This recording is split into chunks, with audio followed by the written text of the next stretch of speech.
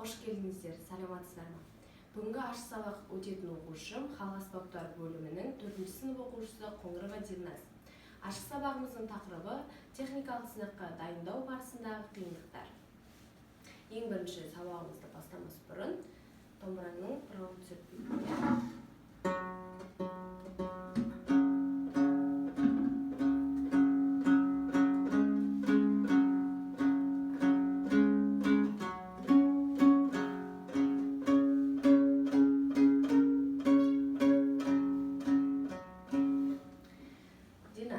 домбырада орындау үшін бізде көптеген қиындықтардың алдын алу үшін біздер әртүрлі жаттығулар орындаймыз, иә? Сенде саған алдыңғы сабақта берген тапсырма бойынша әртүрлі қиындықтағы жаттығуларды дайындап келуді бердім, иә? Сен маған қазір қандай жаттығу көрсеттің?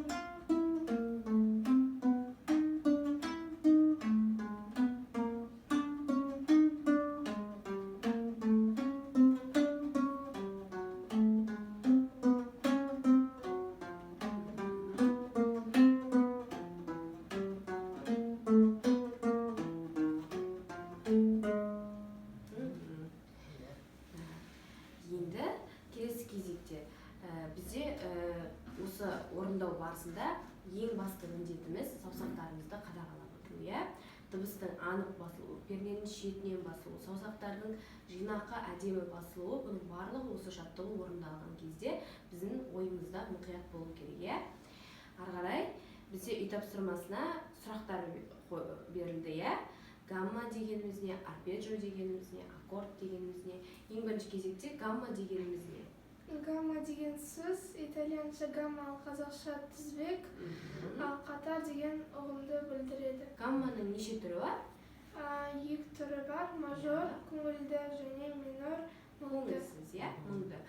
Ал енді қара, минордың өзі тағы да бөлінеді екен, иә? Ол неше түрі бар минордың? 3: табиғи, гармония, мелодиялық. Ал енді қара, осы 3 түрге бөлініп тұр. Енді бұдағы үшеуінде 3 түрлі кездейсоқтар бар, иә? Сонда гармониялық минорда қандай белгілері, яғни қандай басқыштары өзгереді? Гармониялықта 7-ші басқыш жарты тонға көтеріледі. Мелодиялықта бара жатқанда 6-шы, 7-ші басқыш жарты тонға көтеріледі. Ал келе жатқанда 6-шы, 7-ші басқыш бекар болады. Яғни табиғи түрде қайтып келеміз, иә? Арпеджио дегеніміз не?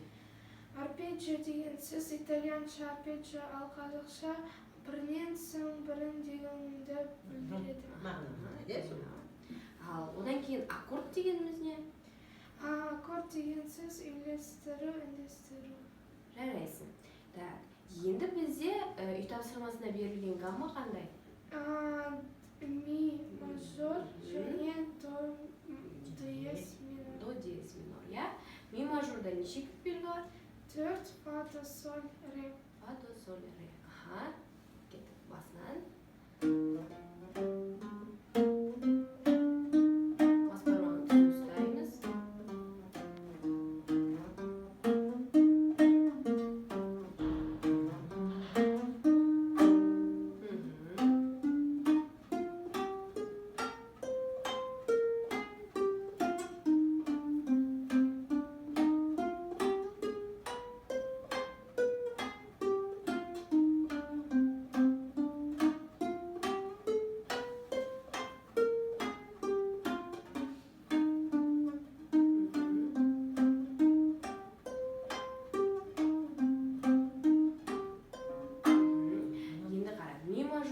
4 диез бар, иә? Ал до диез минорда сонда ода да 4 диез болады. Бізде жаңа мелодиялық минорда сенің саусақтарың ішекті баспай қалды, иә? Сол ойнау барысында ішектен ішекке ауысуды қадағалап отыру керек, иә? Үйге барған кезде дайындалғанда ішектен ішекке саусақпен дұрыс ауысу жағынан дұрыстап манағыдай жаттығулар жасап дайындаламыз, иә? Көрсетіп жібер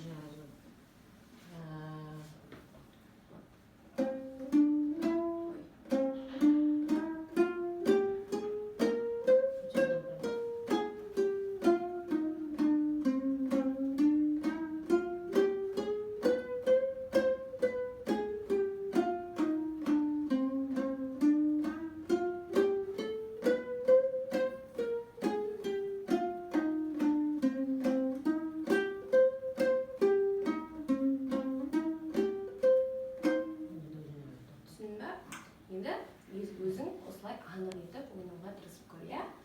Кеттік, до диез минор. Асықпа.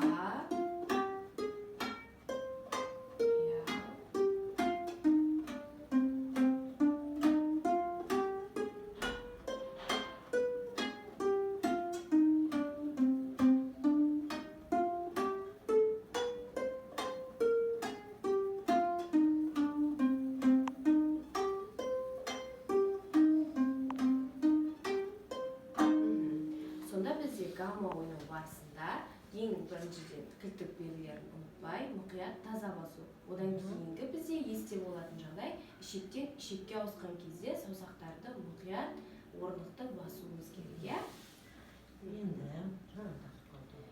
Енді бізде жаңа тақырып. Жаңа тақырып бұл Латиф Хамидидің 8-ші этюді, иә? Жалпы этюд дегеніміз орындаушы шеберлігін арттыру үшін қолданылатын, әрі ойынның белгілі бір қиындықтарын өткеру барысында орындалатын кішігірім пьеса, да? Енді қара, Динас, қандай өлшемде жазылған? Кішігірім шығарма. Кішігірім шығарма. 2-де 4. 2-де 4 өлшемде жазылған. Бір тәттіде нешеге саналады сонда? 2-де 2-ге саналады, иә? Кеттік санап көрейік. 1-ге, 2-ге. Сонда бізде ішінде қанша ұзақтықтар бар? 4 16-лық, 2 8-лік. Жарайсың. Кеттік. Енді осыны нотамен асықпай талдаймыз. Ең біріншіден біз нотамен осылай ойынды қарарда не істейміз? Саусақтарымызды дұрысына қойып. Сіз ойнап көрсетіңіз бірінші. Ойнап көрсетіңіз нешеге дейін.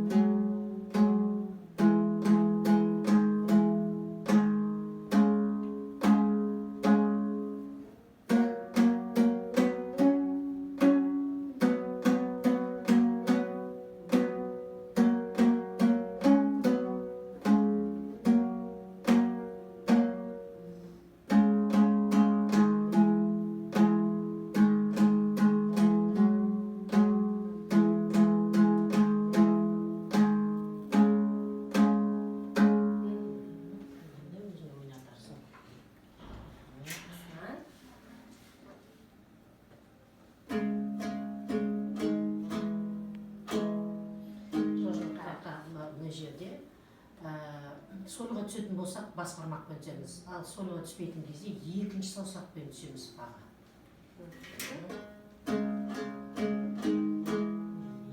Енді бас бармақпен жылжимыз.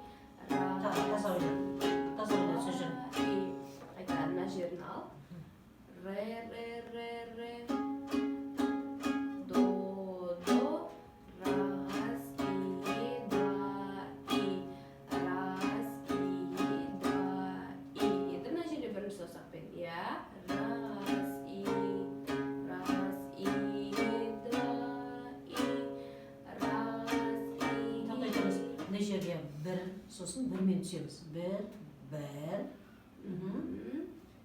Раз, и, два, и. Раз, и, два, и. Раз, и, два, и. Раз, и, два, и. Раз.